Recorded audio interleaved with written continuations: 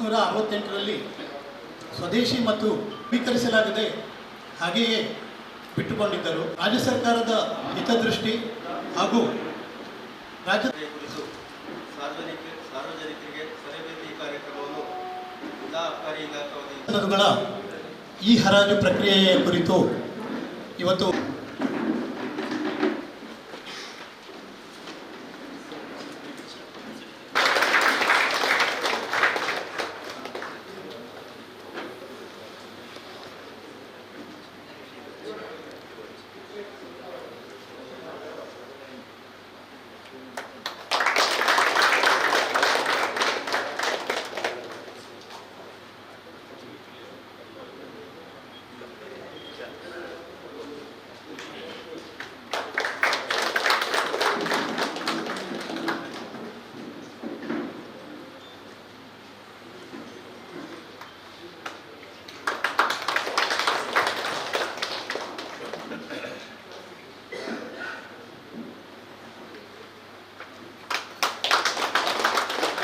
ಗಳನ್ನು ನಿಮ್ಗಳಿಗೆ ಹಂಚಿಕೆ ಮಾಡಲಿಕ್ಕೆ ಇಲಾಖೆಯಿಂದ ನಾವು ಈಗ ಪ್ರಸ್ತಾವನೆ ಮಾಡಿರುವಂಥದ್ದು ಯೋಚನೆ ಮಾಡಿರುವಂಥದ್ದು. ಹಿಂದೆ CL2 ಇತ್ತು, ಅದನ್ನು ಈ ಹರಾಜಿನ ಮೂಲಕ ಯಾವುದು 593 ಸದನಗಳನ್ನು ನಾವು ಮಾಡ್ತೀವಿ, ಅವುಗಳನ್ನು 2 ವಿಧವಾಗಿ ನಾವು ವಿಂಗಡಿಸಿದ್ದೀವಿ.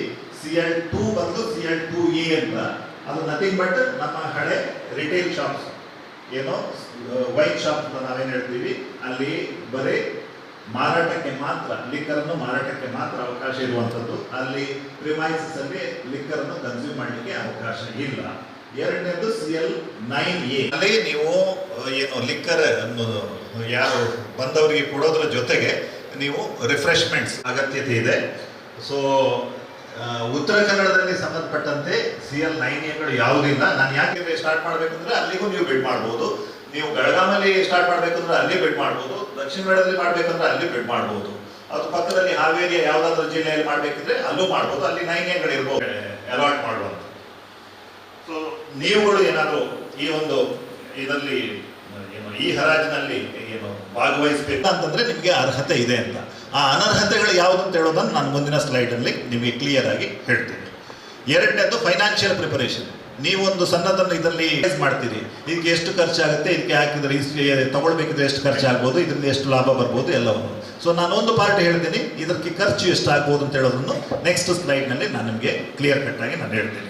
ಮೂಲ ಅಕೌಂಟ್ ನಂಬರ್ ಅಲ್ಲಿ ನಿಮ್ಮ ಅಕೌಂಟ್ ಇಂದ ಟ್ರಾನ್ಸ್ಫರ್ ಮಾಡಿ ಅಷ್ಟು ಮೊತ್ತ ನಿಮ್ಮ ಅಕೌಂಟ್ ಅಲ್ಲಿ ಇದ್ರೆ ಮಾತ್ರ ನೀವು ಈ ಹರಾಜಿನಲ್ಲಿ ಭಾಗವಹಿಸ್ಲಿಕ್ಕೆ ಆಗುತ್ತೆ, ಇಲ್ಲದ್ರೆ ಈ ಹರಾಜಿನಲ್ಲಿ ಭಾಗವಹಿಸ್ಲಿಕ್ಕೆ ಆಗಲ್ಲ. ಸೊ ಇದನ್ನೆಲ್ಲ ಯಾವ ಮಾಡ್ಕೋಬೇಕು ಅಂತಂದ್ರೆ ಅಟ್ಲೀಸ್ಟ್ 48 ಗಂಟೆಗಳ ಮೊದಲು ಮಾಡುವಂಥದ್ದು ಅಡ್ವೈಸ್. ಅಂದ್ರೆ ಈ ಒಂದೊಂದ್ಸಲ ಬ್ಯಾಂಕಿಂಗ್ ಅಲ್ಲೆಲ್ಲ ಏನೋ ದುಡ್ಡು ಟ್ರಾನ್ಸ್ಫರ್ ಮಾಡುವಾಗ ಸಿಕ್ಕಾಕೊಳ್ಳುವಂಥದ್ದು ಏನೋ ಕಿರಿಕಿರಿ ಆಗುವಂಥದ್ದು ಇರುತ್ತೆ.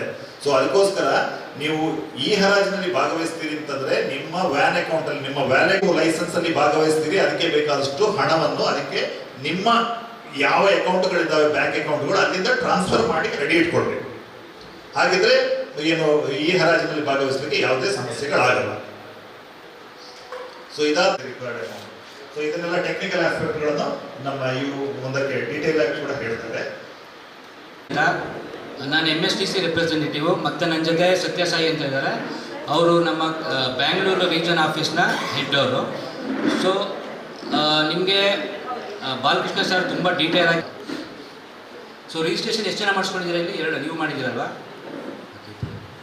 ರಿಜಿಸ್ಟ್ರೇಷನ್ ಫೀನು ಪೇ ಮಾಡಿದ್ದೀರಾ? ಸೊ ಮೊದಲನೇದಾಗಿ MSTC ಅನ್ನೋದು ಒಂದು ಕೇಂದ್ರ ಸರ್ಕಾರದ ಉದ್ದಿಮೆ. ಇದು ಪಬ್ಲಿಕ್ ಸೆಕ್ಟರ್ ಅಂಡರ್ಟೇಕಿಂಗು, ಮಿನಿ ರತ್ನ ಕ್ಯಾಟಗರಿ 1. ಇದು ಮಿನಿಸ್ಟ್ರಿ ಆಫ್ ಸ್ಟೀಲಲ್ಲಿ ಬರುತ್ತೆ. ಮಿನಿಸ್ಟ್ರಿ ಆಫ್ ಸ್ಟೀಲಲ್ಲಿ ಒಟ್ಟು ವರ್ಷ ಆದಮೇಲೆ ನೆಕ್ಸ್ಟ್ ಪ್ರೊಸೆಸ್ ಏನಾಗ್ತದೆ ಸರ್? ನೆಕ್ಸ್ಟ್ ಪ್ರೊಸೆಸ್ ಪುನಃ ಈ ಹರಾಜಾಗುತ್ತೆ. ಮತ್ತೆ ಈ ಸರ್ ಅದಕ್ಕೆ ಬೇಸ್ ಅಮೌಂಟ್ ಇರುತ್ತಲ್ಲ, ಅದು ವಾಪಸ್ ಕೊಡ್ತೀರಾ ಅಥವಾ ಗೌರ್ಮೆಂಟಿಗೆ? ಒಂದ್ಸಲ ಬೇಸ್ ಅಮೌಂಟ್ ಕೊಟ್ಟು ಅನ್ನೋದು ಏನಿದೆ 50,000. 50,000 ಅಂತಲ್ಲ, ಅದು ನಿಮ್ಮ ಬಿಡ್ ಅಮೌಂಟ್ ಮೇಲೆ ಹೋಗುತ್ತೆ. ರಿನವಲ್ ಅದು ಕಂಟಿನ್ಯೂ ಇರ್ತದೆ ಸರ್. ಈ ಸದ್ಯ ಟೆಂಡರ್ ಏನು ಕರೆದಿದ್ರೆ ಆದಷ್ಟೇ 5 ವರ್ಷಕ್ಕೆ ರಿನವಲ್. ಈಗ ಹಿಂದೆ ಇದ್ದಿದ್ದು ಹೇಳಿ ನಾನು ತಗೊಂಡೆ, ಓಕೆನಾ. ಬಟ್ ಅಷ್ಟು ಆಗಲಿಲ್ಲ ಅಂತಂದರೆ ಅವನು ಹಾಕಿರ್ತಕ್ಕಂಥ ಅವನು ಅಲ್ಲೇನು ಬಂಡವಾಳ ಹಾಕಿ ಸರ್, ಇವಾಗ ಒಂದು ತಾಲೂಕದಲ್ಲಿ ಒಂದು ಈಗ ಲೈಸೆನ್ಸ್ ನಾವು ಈಗ ಯಶಸ್ವಿ ಬಿಟ್ಟುದಾರರು ಅಂತೇಳಿ ಒಂದು ನಮಗೆ ಲೈಸೆನ್ಸ್ ಸಿಕ್ತು ಅಂತ ಆದಮೇಲೆ ಈಗ ಸರ್ ಒಂದು ತಾಲೂಕದಲ್ಲಿ ಈಗ ನಮಗೆ H1 ಅಂತೇಳಿ ಒಂದು ನಾವೀಗ ಒಂದು ಇದು ಪ್ಲೇಸ್ ಸೆಟ್ ಮಾಡಿದ್ರು, ಅಂದರೆ ಶಾಪ್ ಎಲ್ಲ ರೆಡಿ ಮಾಡಿದ್ರು ಸರ್. ನಿಮ್ಮದು ಫಾರ್ಮ್ ನಂಬರ್ 5ರಲ್ಲಿ ಎಲ್ಲದು ಅದು ಯಾವುದೂ ಇಲ್ಲ ಸರ್. ಅದು ಆವಾಗಲೂ ಸರ್ ನಮಗೆ ಬೇರೆಯವರು ಬಂದು ತೊಂದರೆ ಕೊಟ್ಟರು ಸರ್, ಅದಕ್ಕೆ ಏನು ಪರಿಹಾರ ಸರ್? ಸರ್ಕಾರದ ಪಾಲಿಸಿ ಅಂದ್ರೂ ಕೂಡ ಬಿಸ್ನೆಸ್ ಮಾಡೋರ ಪರನೂ ಸರ್ಕಾರ ಇರ್ಬೇಕಲ್ಲ ಸರ್, ನಮ್ಮಿಂದಲೇ ಸರ್ಕಾರ ಅಲ್ಲ. ನೀವು ಆ ಥರ ಅನ್ಕೋಬೇಡಿ. ಯಾಕೆ ಗೊತ್ತಾ, ಈಗಾಗಲೇ ರಾಜ್ಯದಲ್ಲಿ ಸುಮಾರು 650ಕ್ಕೂ ಜಾಸ್ತಿ ಜನ ಇದ್ದಾರೆ. ಧನ್ಯವಾದಗಳನ್ನು ಅರ್ಪಿಸ್ತಾ ಇದ್ದೇವೆ. ಅದೇ ರೀತಿಯಲ್ಲಿ ಇವತ್ತು ಈ ಕಾರ್ಯಕ್ರಮವನ್ನು ಆಯೋಜಿಸುವುದಕ್ಕೆ ಈ ಸಭಾಂಗಣವನ್ನು ಪೂರೈಸಿರುವಂತಹ ಕಿಂಗ್ಡಮ್ ಫೋರ್ಟ್ ಹೋಟೆಲಿನ ಕಂಫರ್ಟ್ ಕಿಂಗ್ಡಮ್ ಹೋಟೆಲಿನ